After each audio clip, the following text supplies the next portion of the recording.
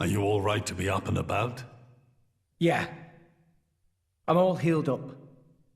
Sincere apologies. If I hadn't attempted to destroy the Aegis, they would never have... If you'd done nothing, they'd have come for her anyway. You're not to blame, Your Majesty. It's... my fault.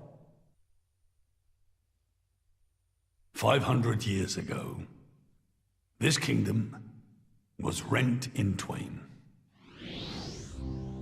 Some followed Adam, who sought to live with blades and titans as equals. Others opposed him, preferring to consider humans as the masters and titans as our tools. When Adam returned to the Ether, his rivals seized power, leveraging the power of the Omega Fetter. They declared themselves the Tantalese royal dynasty. Claiming they were the hero Adam's descendants. Precisely. My ancestors merely used the name of the beloved Adam in order to win over the people.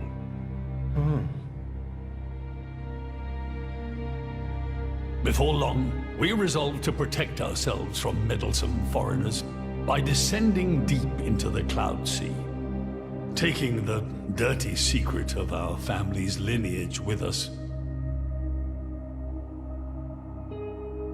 The Praetorium, for their part, did not protest. Can you guess why? No. They offered to stay silent in exchange for a certain resource. An annual tribute comprising a fixed quantity of core chips. I have something I wish to show you. What is it?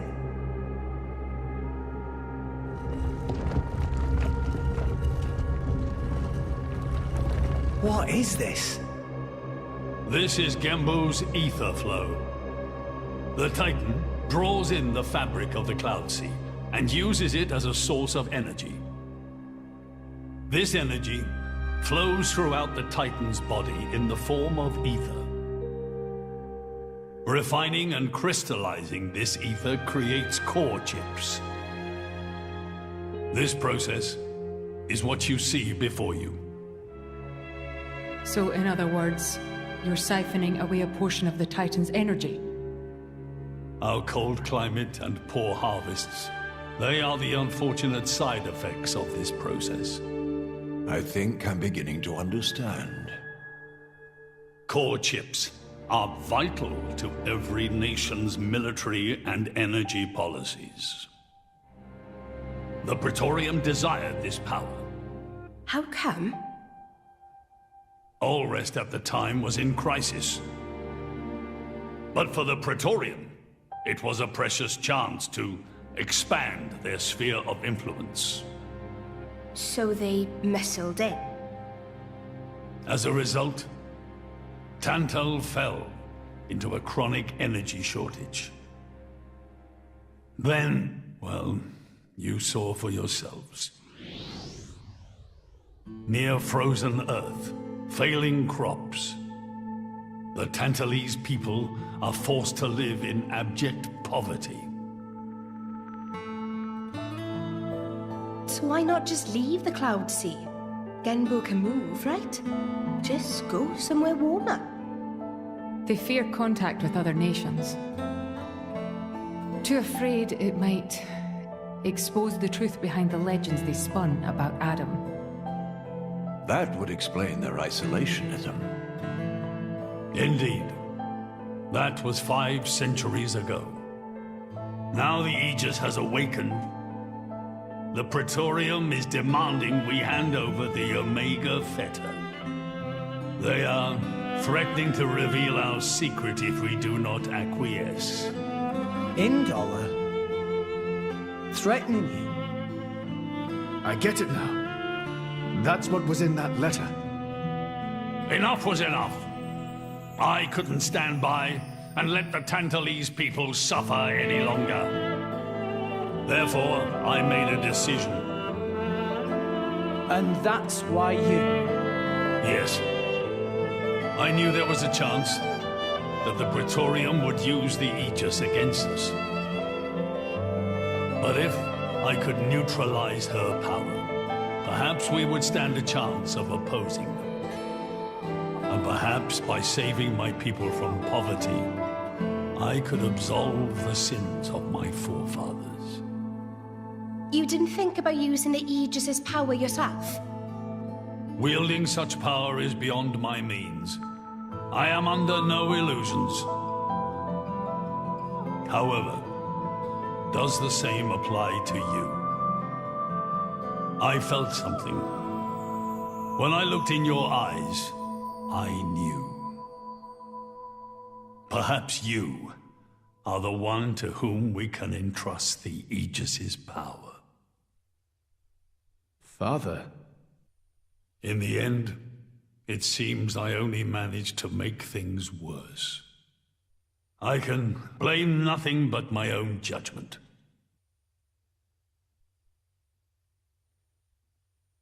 This tome records the deeds of the hero Adam. According to this, he saved the world from destruction using a white sword, and then disappeared, along with a red sword. White and red? It must mean Mythra and Pyra's swords. Whoever wrote this must have had a personal connection to Adam.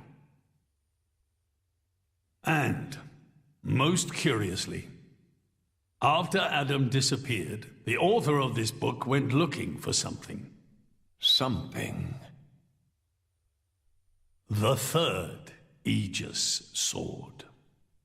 There's a third. Apparently, this sword was as transparent as diamond and gave off a clear, brilliant light. But Adam went his whole life without using the sword. In fact, he could not use it. What do you mean, couldn't? The sword was simply too powerful. Even he, the legendary hero, could not contain the power it commanded. And thus, fearing its power, he sealed it away somewhere. The author therefore surmised that this sword alone was the one true sword of the Aegis. Now, Rex, you were defeated by Jinn. Doubtless that man is a powerful warrior. But even so, can this be right? Can the Aegis herself truly be outmatched by a single opposing blade? Would it not make more sense to presume that you lost because you have yet to unlock the true power of the Aegis? You mean I'm the one who's been holding them back?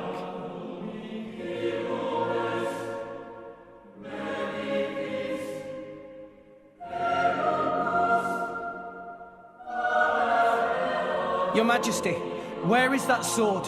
We have to find it somehow. We have to find that sword and rescue Pyra and Mythra.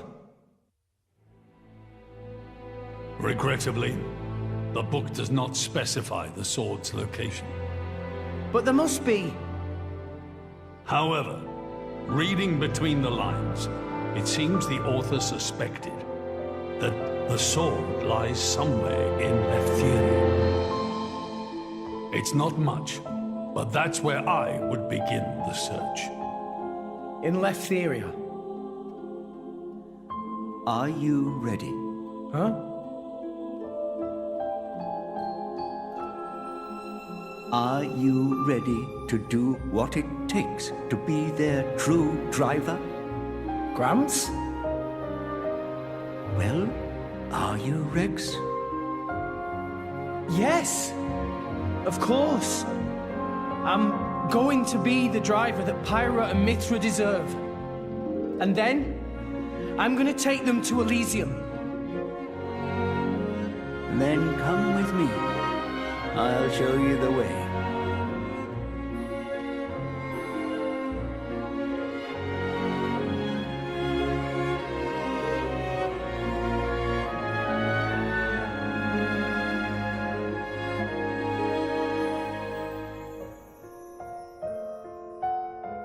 My son, Yeah? I have a favor to ask of you as your king. Well, that's a first. Are you feeling okay, old man? Maybe you're coming down with something. The Aegis needs... No, rather the boy needs protection. You mean Rex? Yes, I saw something in that boy's eyes. A light that must never go out. Steady on, old man. People get the wrong idea. Fine. Leave it to me. Thank you. Nah, it's not like I wasn't gonna go with him anyway.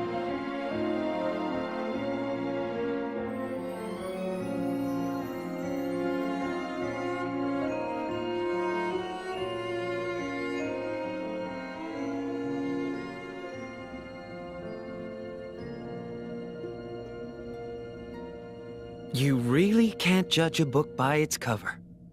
Who'd have thought that sweet-looking girl would threaten to destroy herself? Didn't she realize taking her own life would mean the boy died too? Oh, she knew exactly what she was doing. The whole thing was a bluff then? No, not at all. The reason she gave her core crystal to the boy was to replace his heart after Jin put paid to it. An Aegis core encodes the blueprints for all life. She took advantage of that. Incredible. I had no idea such a thing was possible. Aegises truly are a breed apart. Cores are constantly accumulating data about the outside world. The fact that their injuries are mirrored is a result of their twin cores exchanging information. If you wanted to be poetic about it, you could say that their very lives are intertwined. But there's nothing to stop her from severing that link. What do you mean? Before issuing the kill order to the Artifice, she would have transferred the remainder of her core to the boy, letting him live on, heart complete. An Aegis can survive for a short time without a core crystal. Don't ask me why. It's just how we were made.